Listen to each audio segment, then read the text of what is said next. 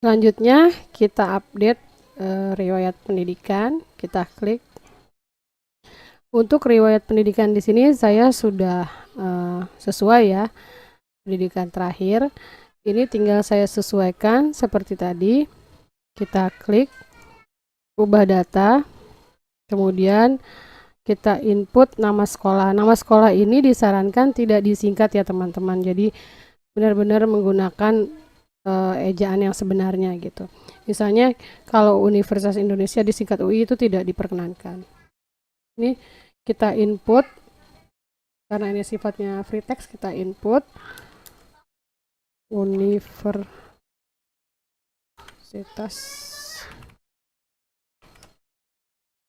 Dharma, seperti ini. Kita input, kemudian tanggal dan tahun lulus, saya klik tahunnya, kita scroll ke atas, kita pilih bulannya, kita pilih tanggal, kemudian kita input nomor ijazah. Ini saya untuk contoh aja, gelar depan ini jika tidak ada bisa kita kosongkan. Kemudian di sini ada informasi pendidikan pertama, ini kita abaikan karena ini adalah pendidikan terakhir saya. Untuk pendidikan pertama ini kita checklist jika kita menginput pendidikan pertama saat pengangkatan CPNS gitu. Oke, kita klik lanjutkan. Lalu aplikasi akan meminta kita untuk mengupload dokumen-dokumen. Di sini ada dokumen SK pencantuman gelar. Ini sifatnya opsional karena pendidikan terakhir saya S1 sudah ada di dalam SK, itu tidak perlu saya upload pencantuman gelar. Sekarang saya hanya perlu mengupload ijazah aja. Kita klik ijazah.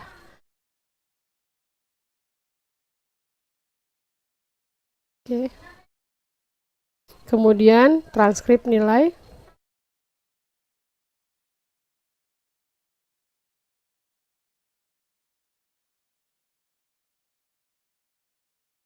Untuk yang diupload di sini tadi itu seperti di depan sudah disampaikan, kalau dokumen yang kita miliki itu hilang atau tidak ada, dapat kita upload dokumen pengganti sesuai peraturan yang berlaku gitu ya teman-teman.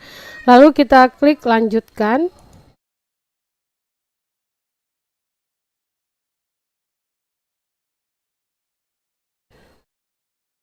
Oke. Di sini ada permintaan checklist jika yang kita input sudah benar. Ini kita checklist. Kemudian kita klik kirim.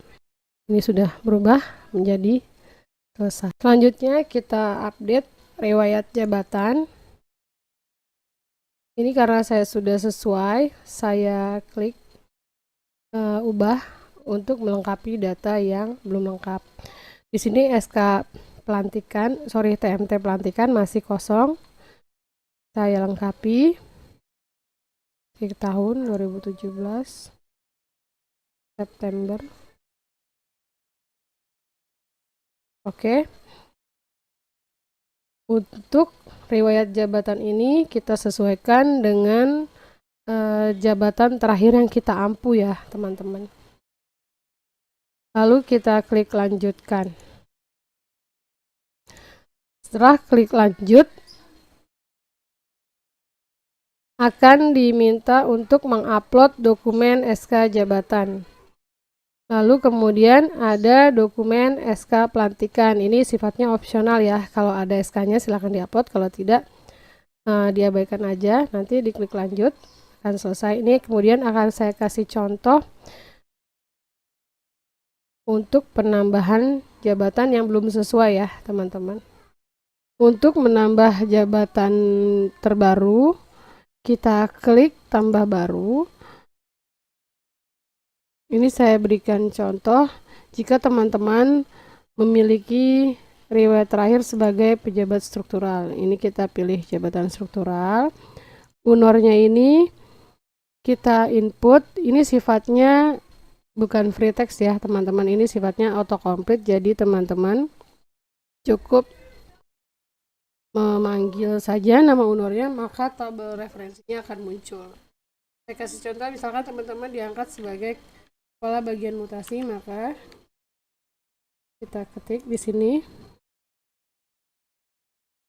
bagian mutasi, kita pilih bagian mutasi, maka sistem akan secara otomatis menampilkan nama jabatan teman-teman dan level jabatan.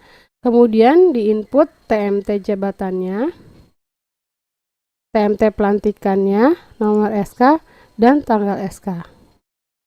Klik lanjutkan, kemudian diminta untuk mengupload dokumen pendukung. Itu untuk jabatan struktural. Jika jabatan strukturalnya itu teman-teman sebagai kepala subak tata usaha, maka di sini di input subak tata usaha ya, unur level eselon 4-nya. Kasih contoh.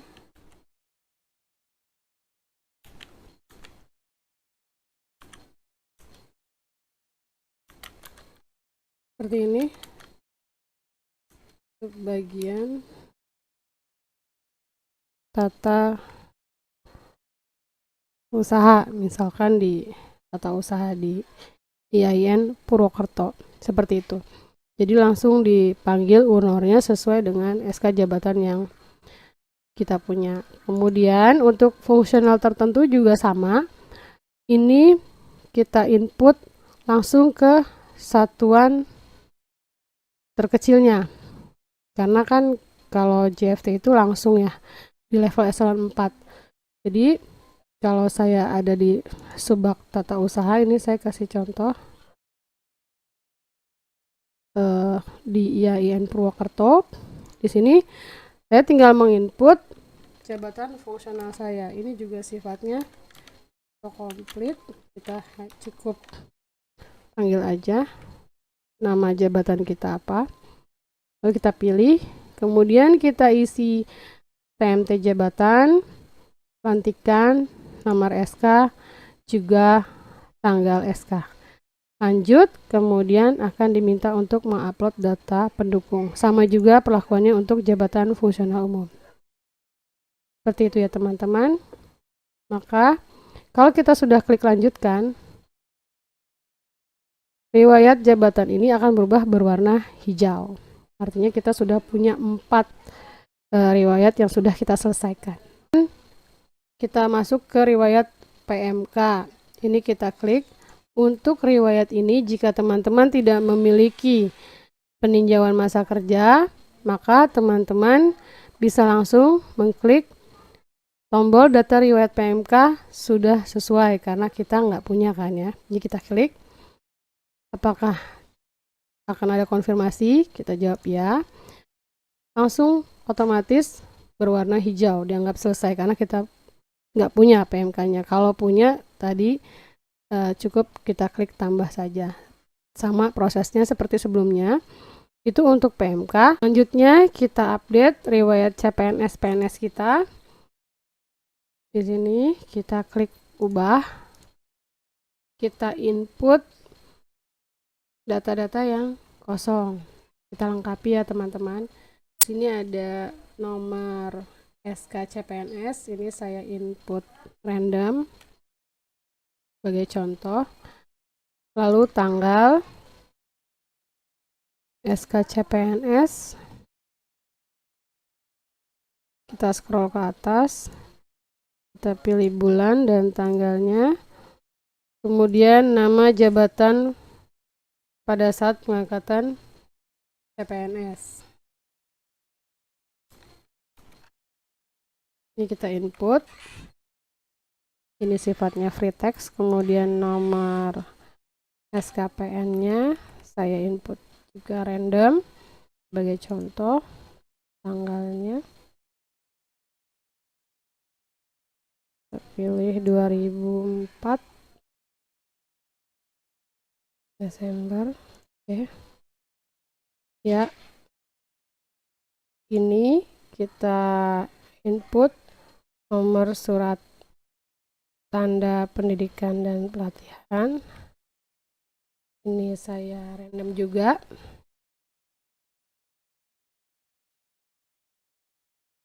Ini kalau sudah diinput semua,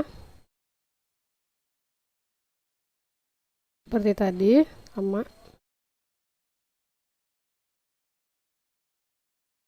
Oke, dan seterusnya kita klik lanjutkan.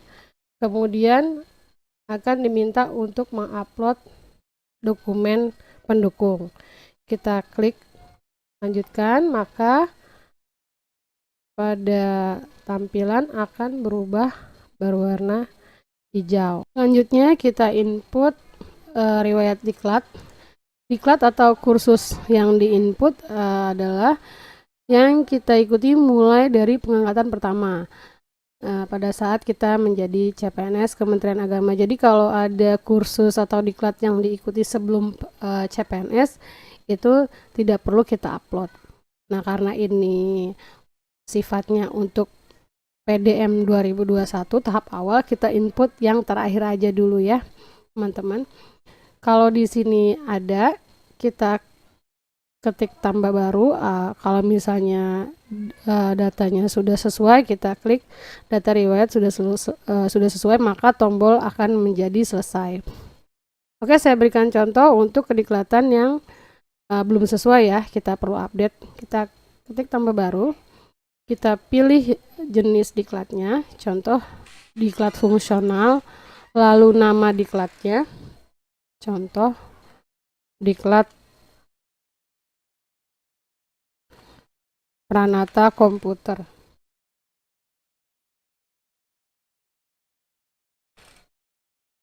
Kemudian kita input institusi penyelenggaranya dan pusat statistik, lalu nomor sertifikatnya, tahun diklatnya, tanggal mulai sampai tanggal selesai kita input. Ini hanya untuk contoh saja.